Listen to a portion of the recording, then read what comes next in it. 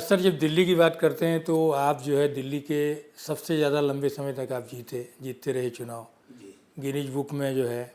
और ऐसा मौका जो है पूरे देश भर के जो विधायी इतिहास में बहुत कम लोगों के साथ है, खासतौर विधानसभाओं में जो देखेंगे तो किसी को नहीं मिला है। ऐसे दौर में ये लंबा जो उतार चढ़ाव आया दिल्ली जैसी जगह पर जहाँ बहुत कठिन है राजनीति, तो ये आपने किस तरह के बदलाव देखे सर इसके पूरे दौर में? खासतौर पर पहले जो है नगर पालिका से लेके जो है जो पुराना जो विधायी इतिहास रहा, महानगर परिषद मंत्री भी रहे आप, तो किस तरह के बदलाव आप देखते आए हैं सर पिछले काफ़ी दिनों से? सन 58 में इलेक्शन लड़ा कॉरपोरेशन में। उससे पहले सन 52 में मेरे पिताजी लड़े इलेक्शन असेंबली का। और क्योंकि राजनीति वो फ्रीडम फाइटर थे, तो उन्हीं के नाम पर मैं 58 में इलेक्शन लड़ा। मुझे टिकट मिला कांग्रेस पार्टी का। उससे पहले मैं दिल्ली कॉलेज में पढ़ता था, अजमेरी गेट। तो नायर जी हमारे यहाँ वाइस प्रेसिडेंट होते थे जी, सीके नायर साहब। सीके नायर जी। उन्हें पिताजी कहा कि पिताजी क्योंकि पॉपुलर थे, सब को जानते थे, तो उन्होंने कहा चौधरी प्रेम सिंह को भाई हमें दे दो बेटे को जी। तो पिताजी ने उनको कहा कि सब तुम ऐसे ही झूठ बोलते हो और लेकर इस्तेमाल करके फेंक दोगे। बोल नहीं ऐसा नहीं है। बोला अच्छा ठीक है, दे दिया। तो उन्होंने कहा भाई प्रेम सिंह जी आपको टिकट देंगे और आप इलेक्शन लड़ना। जी। मुझे टिकट दे दिया। जी। पूरे गांव के बड़े बूढ़े जितने थे सब मेरे साथ जाते थे, ट्रकों में बैठ बैठ के, और जाके गांव में पंचायत करते थे। जिस गांव में वोट पड़ती थी, वोट लेनी होती थी, वहाँ गए। हर बरादरी का जो मुड था वो जाता था और वो जाके बोलता था भाई हमारा बेटा है चौधरी प्रेम सिंह, इसको टिकट मिला है कांग्रेस का, तो इसके लिए आए हैं। जी। तो वहाँ गाँव के लोग भी ये कहते थे अच्छा भाई हम अपनी पंचायत कर लें फिर आपको बताएंगे। तो वहीं वो जाते थे उठ के पंचायत में से और जाके आपस में फैसला करके बताते भाई हम एक वोट प्रेम सिंह को देंगे। 58 में मैं बहुत वोटों जीता। और कॉन्स्टिट्यूंसी कितनी लंबी थी, ओखला टैंक से पालम तक जी। कॉन्स्टिट्यूंसी जो आज लोकसभा की सीट है जो, वो पूरी वहाँ से वहाँ तक है। और तब हमारी कॉरपोरेशन में थी 3 सीट, 3 हम लड़ते थे, 1 रिजर्व सीट और 2 जनरल। तो मैं उन्हें जीता पहली दफ़ा। फिर 62 में जब दूसरा इलेक्शन हुआ कॉरपोरेशन का, नई कॉरपोरेशन बनी थी। नई कॉरपोरेशन बनते में चेयरमैन बन गया पूरे दिल्ली के देहात का। और उस वक्त कॉरपोरेशन में बहुत पावर थी जी। मतलब जो भी हम लोग कहते थे, अफसर क्योंकि नई थी। और पीआर नायक आईसीएस थे, वो बॉम्बे से लाए गए थे कॉरपोरेशन को चलाने के लिए। तो वो मेरी मीटिंग में आते थे। मेरा कमरा था विधान हॉल से यहाँ टाउन हॉल में, तो वो आते थे और हम उनसे कहते थे भाई हमारा देहात का मामला पहली दफ़ा, पहले डिस्ट्रिक्ट बोर्ड था तो डिस्ट्रिक्ट बोर्ड में कुछ होता नहीं था। तो हमने कहा हमें पैसा चाहिए, हमें विकास चाहिए गांव का। गांव में न सड़क है, न खरंजे हैं, न पानी है और न बिजली है। तो जितनी मदद हम कर सकते थे गांव में पूरे ज़ोर शोर से हमने काम शुरू किया। बजट ले लिया। अरुणा सोली मेयर थी हमारी, और उनका चाहे नेहरू जी के यहाँ चाहे पंत जी के पास जाना हो सीधे जाते थे। वो उनको रोक टोक नहीं थी, टाइम लेने की जरूरत नहीं थी। तो वो ले गया हमें पंत जी के यहाँ, होम मिनिस्टर साहब के यहाँ। तो होम मिनिस्टर जब आए तो उन्होंने हाँ बोलो प्रेम सिंह क्या चाहते हो। मैं कहा हम ये चाहते हैं कि हम पहली दफ़ा ये देहात कॉरपोरेशन में शामिल हुआ है तो हमारा विकास होना चाहिए। उसके लिए एक अफसर दे दो, हमें बजट दे दो हमें। जी। तो उन्होंने कहा ठीक है जो प्रेम सिंह कह कर दो। उन्होंने मंजूरी दे दी। कमिश्नर साहब ने एक अफसर दे दिया हमें, और सारा काम हमारे बड़े सुचारू रूप से हमारा काम हो गया। जी। जी। अरुणा असली आप जानते हो कितनी पॉपुलर थी और कितना प्यार करती थी। जी, भारत रत्न मिला उनको। भारत रत्न मिला। और एक्चुअली तो उन्होंने फ्रीडम फाइटर थी बहुत तगड़ी। तो उसके बाद हमारे जितने काम थे वो सब हो गए। 62 का जब कॉरपोरेशन का इलेक्शन आया दोबारा, तो 62 के इलेक्शन में मेरे पास बीएस से 5 और मिलिट्री मॉडल मोटरसाइकिल थी, मैं कार में नहीं गया, जी मोटरसाइकिल खुद चलाता था, 2 लड़के अपने साथ बैठाता था पीछे, और जाके गांव में घर के गांव के बाहर गाड़ी खड़ी कर दी और फिर पूरे गांव में घूम जाते थे हम। जी तो गांव की औरतें आदमी कहते थे, अरे भाई प्रेम सिंह तू क्यों खामोगा धक्के खा रहा है, जा तू 9 हाथ की सौड़ में सो, हम तुझे जिताएंगे, वोट तेरी है और किसी की नहीं है, और बेटा रोटी खानी तो खा ले। तो हमारी आदत भी ख़राब थी भाई, घर से भूखे जाते थे, ताई ला उन्हें बोरी बिछाई, हम बैठ गए वहीं और वहीं मक्खन धर के रोटी खिला के मैंने कहा चलो भाई अब पूरा राशन मिल गया, अब चलो बाकी गांव में। जी ऐसे करके आप ये देखिए कि जो मैं 2 इलेक्शन लड़ा कॉरपोरेशन के, दोनों पूरी मेजोरिटी जीता, और उसके बाद फिर महानगर परिषद आ गई 67 में। 67 में भी हम लोग जीते महानगर परिषद में, और फिर लगातार जीतता रहा मैं। जी एक ही कॉन्स्टिट्यूंसी, एक ही पार्टी, और ना मैंने कभी अपने इलेक्शन में शराब पिलाई, जैसे लोग आजकल तो बहुत चलता है।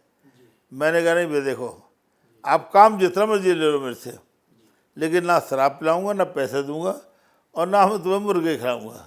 और अपने इलाके में भी नहीं खोलने दिया आपने? ना बिल्कुल नहीं खोलने दिया। और मैंने कहा मैं छूता भी नहीं हूँ कोई चीज़।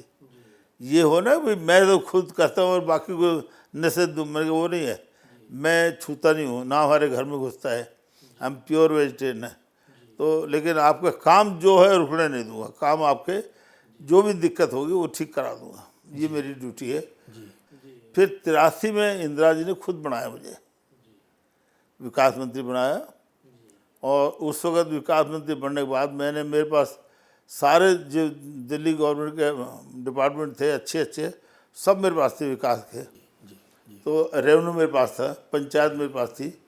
मैंने 132,000 प्लॉट 120 करके गरीब आदमी को पूरी दिल्ली के देहात में बांटे, और हजारों एकड़ ज़मीन खेती बाड़ी दी, एक एक एकड़।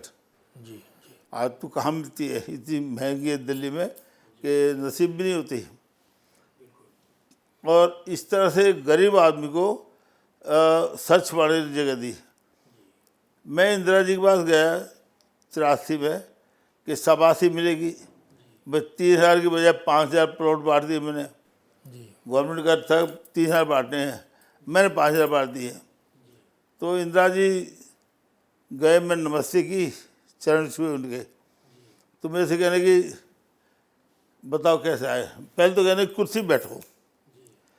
मैंने कहा मैडम ये आपकी कुर्सी, मैंने कुछ नहीं कहा कुर्सी आपकी या नहीं है, लेकिन उन्होंने, मैं सोच रहा था करूँ क्या, ये तो कुर्सी इनकी है, उस कुर्सी में कैसे बैठ सकता हूँ। तो मैं सोच रहा था करूँ क्या, हुक्म ना मानो तो गड़बड़, मान लिया तो गए काम से। तो मैं सोच रहा था, फिर बहुत दोबारा जोर से बोली क्यों बैठती क्यों नहीं हो। मैं कहा मैडम मैं फिर भी सोचता रहा। फिर जब तीसरे बार उन्होंने जोर से कहा तो मैं जहाँ वो खड़ी थी वहाँ उनके चरणों में घास पे बैठ गया।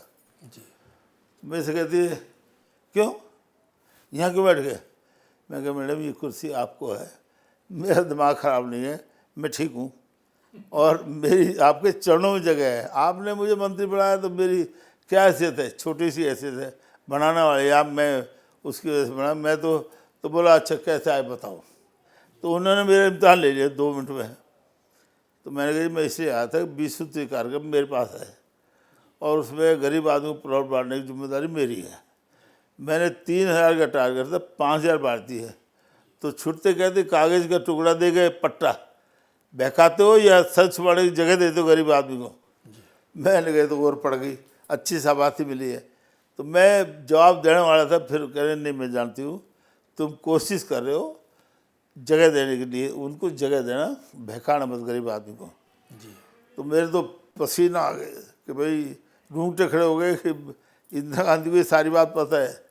मैं अपने सीधा ओल्ड सेक्रेटरी दफ्तर था मेरा, वहाँ गया, सारे अफसरों में मीटिंग बुलाई कि भाई आइंदा पट्टा भी देना, कब्जा भी देना, रेवेन्यू रिकॉर्ड में भी एंट्री करना, और फिर 5 पट्टे वापस लेके मेरे से बंटवाना। और मैं वहाँ सवाल पूछूंगा, किसी ने भी जवाब दे दिया कि हमसे पैसे लिए हैं या हमारा पट्टा नहीं चढ़ाया उन्होंने, तो फिर छोड़ूंगा नहीं मैं।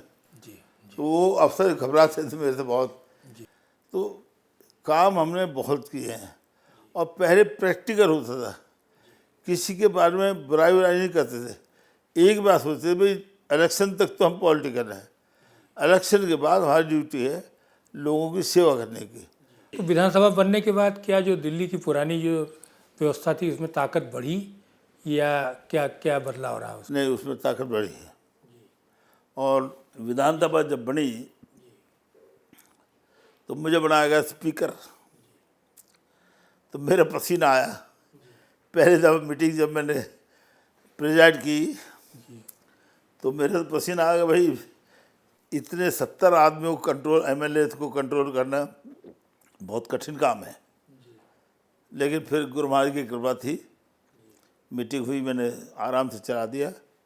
मैंने क्या किया, मुझे पूरा अनुभव था यहाँ का, क्योंकि 40 साल में मेंबर बैठा था उसमें। तो मैंने देखा कि एमएलए जो आते हैं बाहर कुछ भी बोलते रहे, लेकिन हाउस में अपनी बात कहेंगे, और अगर इनको टाइम नहीं दे तो फिर वो झगड़ा करेंगे, टाइम वेस्ट हो जाएगा। तो जैसे मैंने एमएलए कहा बोलना चाहता है, दे दिया टाइम 5 मिनट का। 5 मिनट तो मैंने वैसे ही देता था बोलने के लिए, 5 मिनट और देता था जी। भाई देखो आप ख़त्म कर दो, 10 मिनट हो गए, तो वो बैठ जाता, तो उसे तसल्ली हो जाती, भाई 10 मिनट अपनी बात कर लेता था। तो मेरा झगड़ा नहीं होता था किसी एमएलए से, और कभी भी मैंने आपस में एमएलए को लड़ने नहीं दिया, गाली गलौज नहीं होने दी। जब भी किसी ने किया तो मैंने एक्शन ले लिया तुरंत, मैंने कहा नहीं छोड़ूंगा नहीं। आपने रूलिंग पार्टी के एमएलए को भी? हाँ, रूलिंग पार्टी के एमएलए वो आते ही जैसे मीटिंग शुरू हुई तो शुरू हो गया बोलना। मैंने सोचा ये अपनी बात कहेगा, 2-3 मिनट कह लेगा, फिर इसको बैठा दूंगा। तो मैंने उसको कहा भी देखो अब आपकी बात होगी, अब बैठ जाइए कृपा करके। वो नहीं बैठा, और था भी मेरा शुभचिंतक था वो एमएलए, उसको टिकट मैंने दिलवाया, उसको जितवाया। तो मैंने उसको कहा अब आप बैठ जाओ, ठीक नहीं है, मैं आपको वार्निंग कर रहा हूँ। मैंने 2 दफ़ा कहा, नहीं माना। मैंने कहा अब तीसरी वार्निंग है, लास्ट है, अगर आप नहीं बैठोगे मैं एक्शन लूँगा। तो मैंने सीएम को कहा मैडम ये आपका आदमी बैठाओ, पार्टी का आदमी है, तो आप लीडर ऑफ द हाउस है तो उनको बैठाइए, सीएम भी है। तो वो नहीं बैठ पाया। मैंने फिर उसको नेम किया कि आप मैं नेम करता हूँ, आप चलिए बाहर। वो नहीं गया, फिर मार्शल बुलाए उसको बाहर।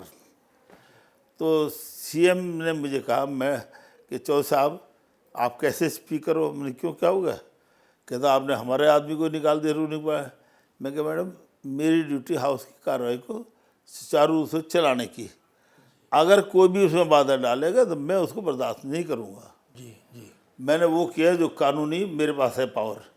मैंने इसको मना किया, 3 वार्निंग दी, नहीं माने तो गए बाहर। तो चाहे रूलिंग हो चाहे अपोजिशन हो, मैं उसको छोड़ता नहीं था। अपोजिशन के लोग भी अगर मैं देखते थे लीडर अच्छा बोलने वाला है और हाउस में अच्छी बात करेगा तो उसको मैं टाइम देता था। अगर 10 मिनट का टाइम है 15 देता था, भाई बोल ले जो अपनी बात क्या है।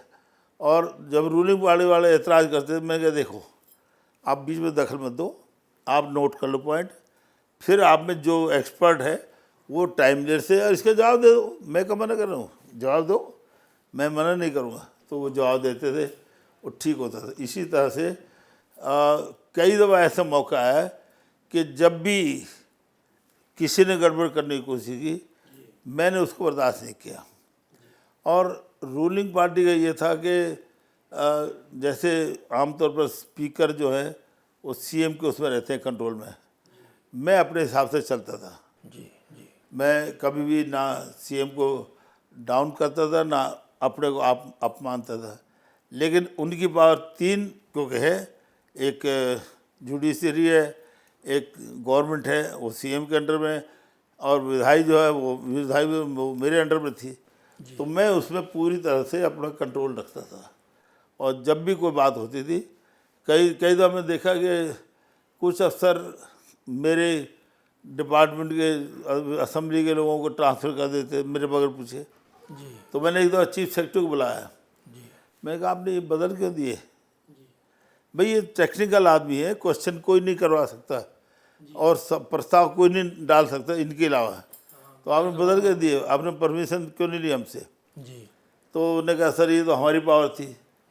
मैंने उनको कहा देखिए ये आपकी पावर है ना, अब मेरी पावर सुन लो।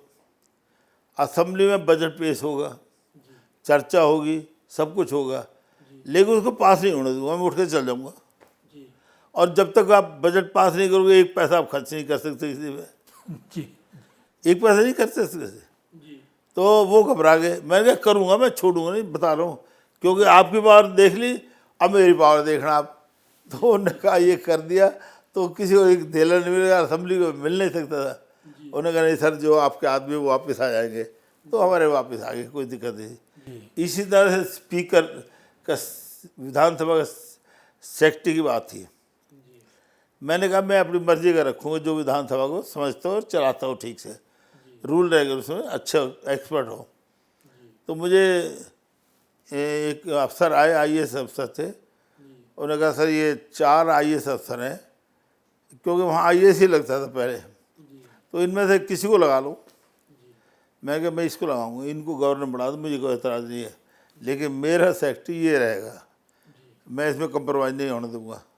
जी, विधायी मामलों का जानकार हूँ। हाँ, तो वो चले गए, मैंने वही रखा और काम ठीक चल रहा, सुचारू रूप से हमारा काम ठीक चल रहा है, कभी दिक्कत नहीं। सर 15 साल का ये जो पूरी सरकार रही पहले, उसकी तुलना में हम ये देख रहे हैं कि पिछले 2-3 सालों से जो भारत सरकार और दिल्ली सरकार के बीच में बहुत ज़्यादा टकराव है।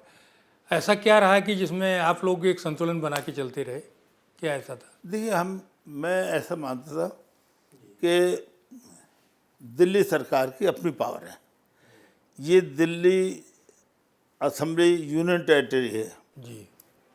के स्टेटहुड नहीं है ये। जी। यहाँ कोई भी प्रस्ताव हम करेंगे, कानून बनाएंगे, तो पहले वो एलजी के बाद होम मिनिस्ट्री के बाद राष्ट्रपति, वहाँ से फिर वापस आएगा। अगर मंजूरी कर देंगे तो वो मंजूर है, नहीं करेंगे तो फेल हो जाएगा। तो जो हमारी पावर है ही नहीं, उस पर खामखा चर्चा करें, वो अच्छी बात थोड़ी है। जी। हर एक की अपनी अपनी पावर है। जी। जो हमारी पावर हम इस्तेमाल करें, जो उनकी पावर उनको इस्तेमाल करें।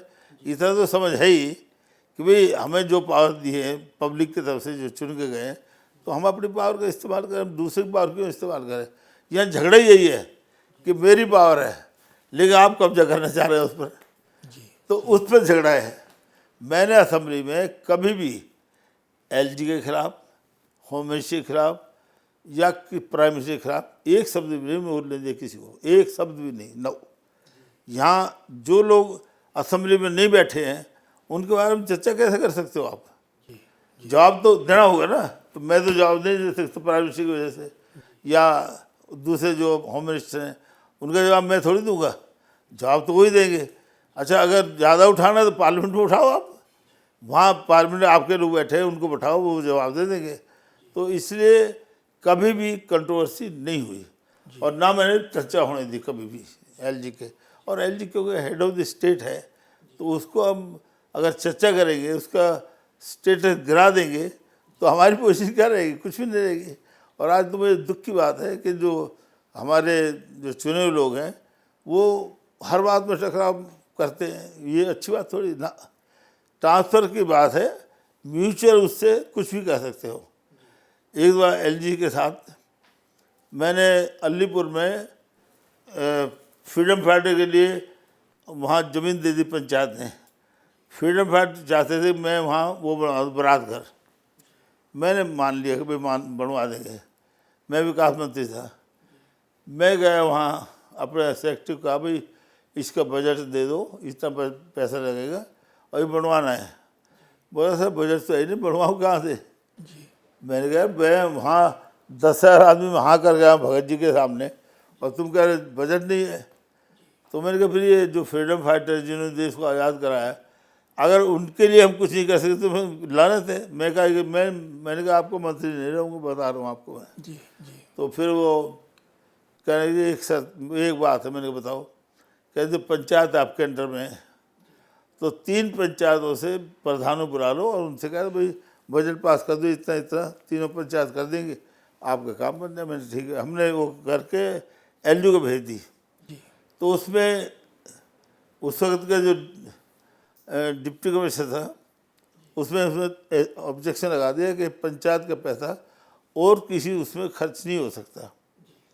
फाइल मेरे पास है एलजी के यहाँ से, तो मैंने उसको बड़ा तगड़ा नोट चढ़ाया, अपने सेक्रेटरी का इसमें चढ़ा दो कि इस अफसर के खिलाफ कार्रवाई की जाए, जितना बजट इसके लिए है वो तुरंत सेंक्शन करें। तो एलजी ने मेरी बात मान ली और ने कहा, उसने वो अफसर पर एक्शन की बात तो छोड़ दी और बाकी कहा मैं ईसीडी से एग्री करता हूँ कि ये सेंक्शन के जो बजट गांव पंचायत का है वो सेंक्शन करते हैं। बन गया, ठीक हो गया। अगर मैं टकरा गया तो कुछ भी नहीं होता। एलजी ने मेरी बात मान ली, बात खत्म होगी। लेकिन आज ऐसा नहीं है, जी आज उल्टा है, जो बहुत ही दुर्भाग्य की बात है। नहीं होना चाहिए ऐसा। इससे लोगों को नुकसान हुआ है, अभी सर आप दिल्ली का नुकसान हुआ है। क्या सर आपको कभी याद आता कि जो 14 विधेयक अभी वापस लौट आए, ऐसा पहले कभी हुआ कुछ? ना ना, कभी नहीं, ऐसा कभी नहीं होता था ना। जी विधानसभा की अपनी कीमत है, चुने हुए लोग हैं। अगर वो कोई चीज़ प्रस्ताव पास कर, लेकिन प्रस्ताव भी तो ठीक होना चाहिए ना। ये थोड़ी कहना तो आप भेज दीजिए, जो मर्जी कर दीजिए, या एक दूसरे की इंसल्ट करते रहिए, वो नहीं चलता, ऐसा नहीं। उन्होंने जब भी कोई बात हो, तो जब भी हमारा कोई बिल पास भेजा हमने यहाँ से, वो उसमें थोड़ी बहुत क्लैरिफिकेशन तो हो गई है, लेकिन वैसे नहीं कि उसको रिजेक्ट कर भेज देना, और वो हमारे पास होते रहे, कोई दिक्कत नहीं। मतलब सर आपकी बात से है कि अगर संतुलन बना के काम किया जाए तो दिल्ली की जो सरकार है वो मौजूदा अधिकारों में भी कुछ काम कर ही सकती है, ऐसा नहीं कुछ काम नहीं करते, बहुत कुछ कर सकती है, लेकिन करने की नीयत तो हो ना। और जिनकी नीयत ही ना हो, जो चाहते हो वो लड़ाई आपस में, तो फिर कहाँ काम करेंगे? क्योंकि काम तो करने से, जब आपकी नीयत ठीक होगी, आप काम करना चाहेंगे तो काम रुकते नहीं है, सब होते हैं।